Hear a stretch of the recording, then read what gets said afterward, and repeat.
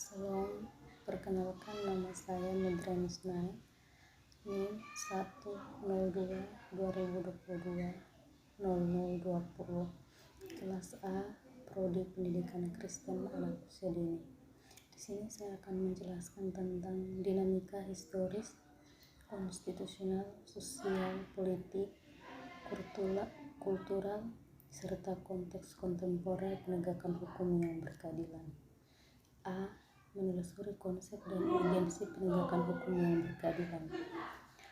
Menurut teori dari Kranenburg, upaya penegakan hukum di suatu negara sangat erat kaitannya dengan tujuan negara itu sendiri, yaitu agar setiap manusia terjamin kesejahteraannya di samping keamanannya, sehingga negara yang memiliki kewenangan mengatur masyarakat perlu ikut menyejahterakan masyarakat. Tujuan negara Republik Indonesia tercantum dalam alinea keempat pembukaan UUD 1945 yang berbunyi: 1. Melindungi segenap bangsa Indonesia dan seluruh tumpah darah Indonesia. Yang kedua, memajukan kesejahteraan umum. Yang ketiga, mencerdaskan kehidupan bangsa. Yang keempat, ikut melaksanakan ketertiban dunia yang berlandaskan kemerdekaan, perdamaian abadi, dan keadilan sosial. Dasar hukum mengenai perlindungan warga negara diatur dalam Undang-Undang RI 1945 pasal 24, pasal 24A, pasal 24B, pasal 24C, dan pasal 25. B.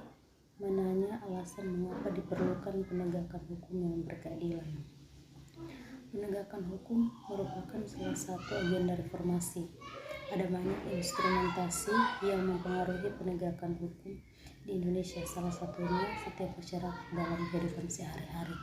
Penegakan hukum diperlukan untuk mengatasi dan mengawasi aktivitas warga negara. Menggali sumber historis sosiologi. C. Menggali sumber historis sosiologis politis tentang penegakan hukum yang berkeadilan di Indonesia. Yang pertama, jenis hukum. 1. Hukum privat adalah hukum yang mengatur hubungan antar manusia yang menyangkut kepentingan pribadi. Contoh, hukum jual beli dan sewa menyewa. Yang kedua, hukum publik adalah hukum yang mengatur hubungan antara negara dengan organ-organ negara atau hubungan negara dengan perseorangan yang menyangkut kepentingan umum. Contoh, masalah perampokan, pencurian, pembunuhan, penganiayaan, dan tindak kriminal lainnya.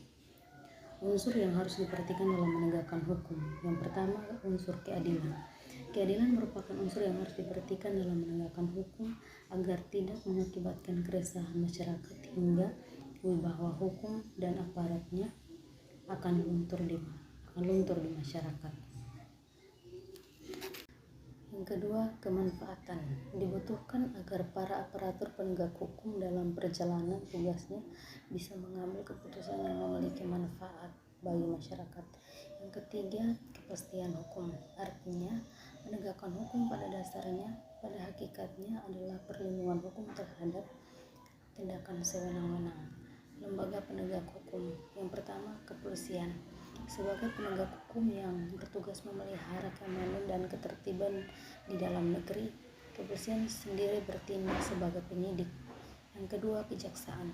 Kejaksaan adalah lembaga pemerintahan yang melaksanakan kekuasaan negara di bidang penuntutan. Jaksa sebagai pejabat fungsional yang diberi wewenang oleh undang-undang untuk bertindak sebagai penuntut umum dan pelaksanaan putusan pengadilan.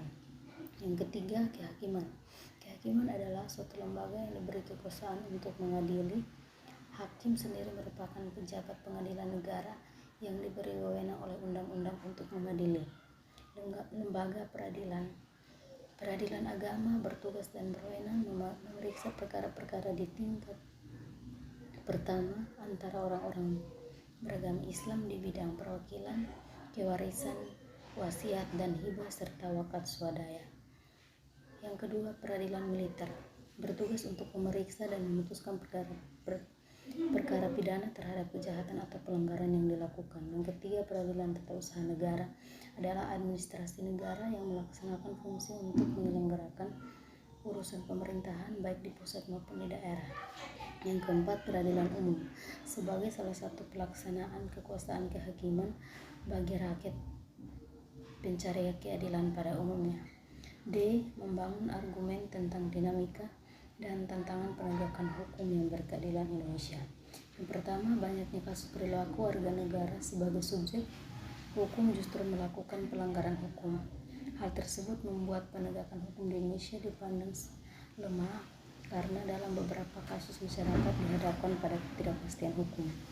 Yang kedua, di era globalisasi ini tidak jarang individu berorientasi pada uang yang menciptakan lahirnya iklim materialisme.